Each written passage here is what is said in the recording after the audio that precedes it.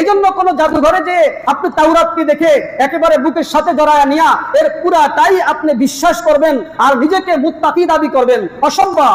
আল্লাহ কি বলেছেন? বিমা উনজিলা ইলাইকা ওয়া মা উনজিলা মিন ক্বাবলিক। আল্লাহ পাক আগের কিতাবগুলিতে যা কিছু নাজিল করেছে শুধু ওইটার উপরে বিশ্বাস করতে হবে। পরবর্তীতে সংযোজন বিয়োজন রদবদল যা হয়েছে তার উপরে বিশ্বাস করতে বলেছে আল্লাহ? অসম্ভব। এখন কথা হলো, বর্তমান তাওরাত, বর্তমান জবুর, বর্তমান ইনজিল আল্লাহ যেভাবে নাজিল করেছিলেন সেইভাবে নাই। এগুলাতে এই কমপক্ষে 4 ধরনের পরিবর্তন আছে। কয় ধরনের পরিবর্তন? 4 ধরনের পরিবর্তন আছে। যেমন একটা হলো শব্দগত পরিবর্তন। এই সকল কিতাবে আল্লাহর পক্ষ থেকে যে বাণীগুলি ছিল অনেক জায়গায় তারা কিছু কিছু শব্দকে নিজেরা বাদ দিয়া সেখানে নতুন করে শব্দ তারা সংযোজন করেছে। এই হলো একটা পদ্ধতি। যেমন সূরা নিসা আয়াত 46 আল্লাহ বলেন, মিনাল্লাযীনা হাদু ইউহাররিফুনাল কালিমা আম মাওয়াযিহি। যারা ইহুদি তারা তাদের কিতাব থেকে শব্দকে পরিবর্তন করেছে।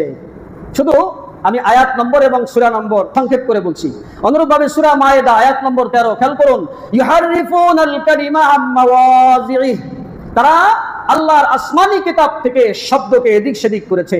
সূরা মায়েদা আয়াত 15 আল্লাহ বলেন, ইয়া আহলাল কিতাবি ক্বাদ জাআকুম রাসূলুনা ইউবাইয়িনু লাকুম কাসীরাম মিম্মা কুনতুম তুখফুনা মিনাল কিতাব।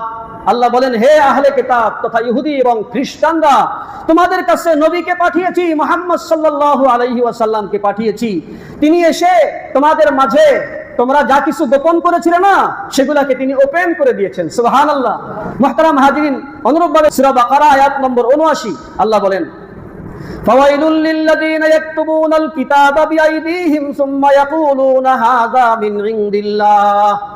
ওই সকল মানুষদের জন্য ধ্বংস অনিবার্য, জাহান্নাম অনিবার্য, দুনিয়া আখিরাতে বেইজ্জতি অনিবার্য, যারা নিজেরা নিজেদের পক্ষ থেকে কিছু লিখে বলতো যে হাযা মিন ইনদিল্লাহ, এটাও আল্লাহ পাক নাজিল করেছেন। নাউযুবিল্লাহ। দেখছেন কত বড় বাটপার। এটা কেন করতো আল্লাহ পাক সে কারণও বলে দিয়েছেন। আমি দুঃখিত, সময় একেবারেই কম। অনুরূপভাবে সূরা বাকারা আয়াত 75, সূরা আলে ইমরান আয়াত 78, সূরা মায়েদা আয়াত 41, সূরা আনআম আয়াত 91, সূরা আরাফ আয়াত 162, সূরা তাওবা আয়াত 31। এইভাবে আরো অনেক আয়াত আছে। আসুন, বর্তমান জামানায় বাইবেল নামক একটা কিতাব আছে না, তারা দেখায় এই বাইবেলটা এককভাবে কোনো আসমানি কিতাব নয়। এটা তারা বিভিন্ন কিতাব থেকে নিজেদের মন গড়া এবং বিভিন্ন আসমানি কিতাব থেকে তাদের সুবিধা মতো করে একটাকে বানায় নিয়েছে। এইটার নাম হলো বাইবেল।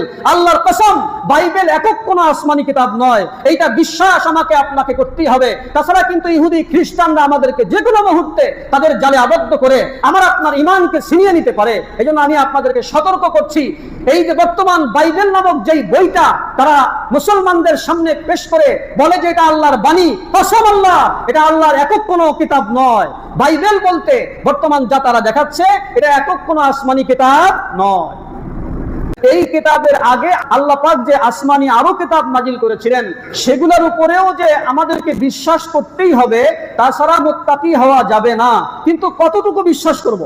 আহলে কিতাব তথা ইহুদি এবং খ্রিস্টান, এই ইহুদি খ্রিস্টানরা আল্লাহ পাকের নাজিলকৃত আসমানি কিতাবগুলিকে অক্ষত অবস্থায় রাখেনি।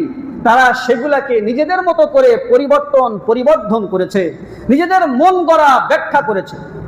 তারা কয়েকভাবে এই কিতাবগুলিকে পরিবর্তন করেছে, বিকৃতি করেছে। যেমন একটা হলো শব্দগত পরিবর্তন।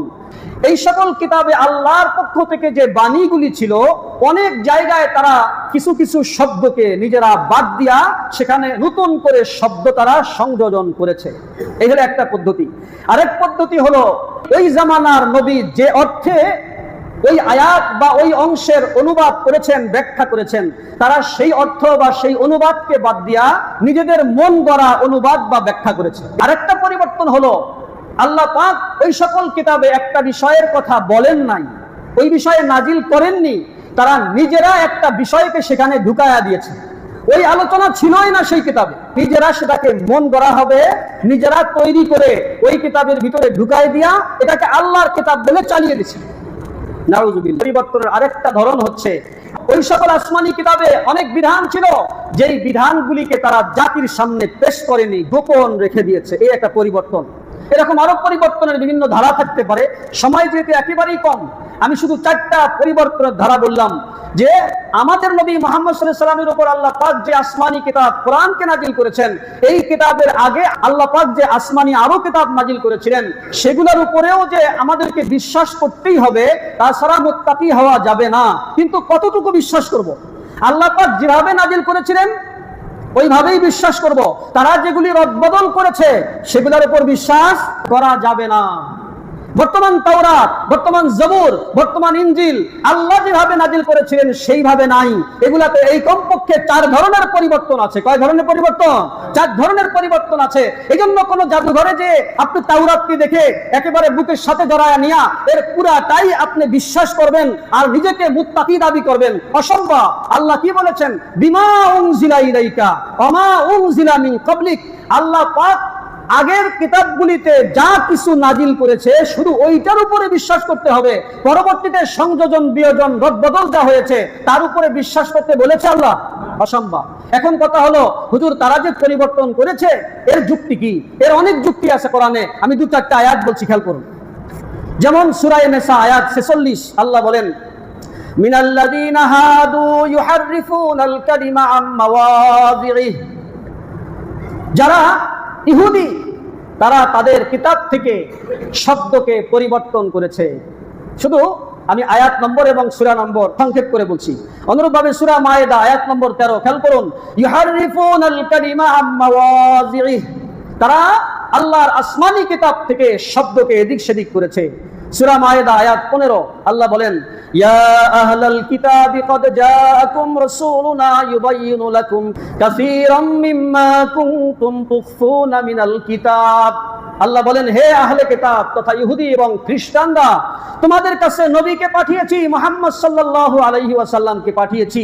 তিনি এসে তোমাদের মাঝে তোমরা যা কিছু গোপন করেছিলে না সেগুলোকে তিনি ওপেন করে দিয়েছেন। সুবহানাল্লাহ।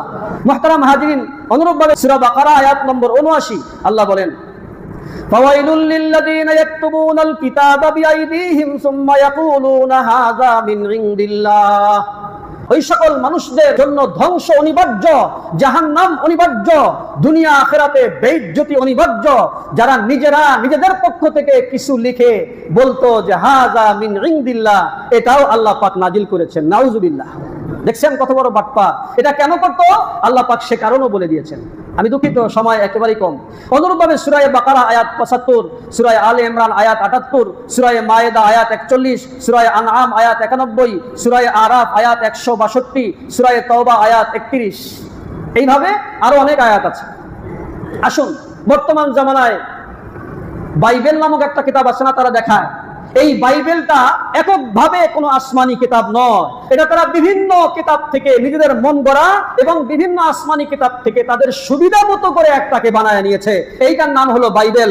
আল্লাহর কসম, বাইবেল একক কোনো আসমানি কিতাব নয়। এইটা বিশ্বাস আমাকে আপনাকে করতেই হবে। তাছাড়া কিন্তু ইহুদি খ্রিস্টানরা আমাদেরকে যে কোনো মুহূর্তে তাদের জালে আবদ্ধ করে আমার আপনার ঈমানকে ছিনিয়ে নিতে পারে। এজন্য আমি আপনাদেরকে সতর্ক করছি, এই যে বর্তমান বাইবেল নামক যেই বইটা তারা মুসলমানদের সামনে পেশ করে বলে যে এটা আল্লাহর বাণী, কসম আল্লাহ, এটা আল্লাহর একক কোনো কিতাব নয়। বাইবেল বলতে বর্তমান যা তারা দেখাচ্ছে এটা একক কোনো আসমানি কিতাব নয়।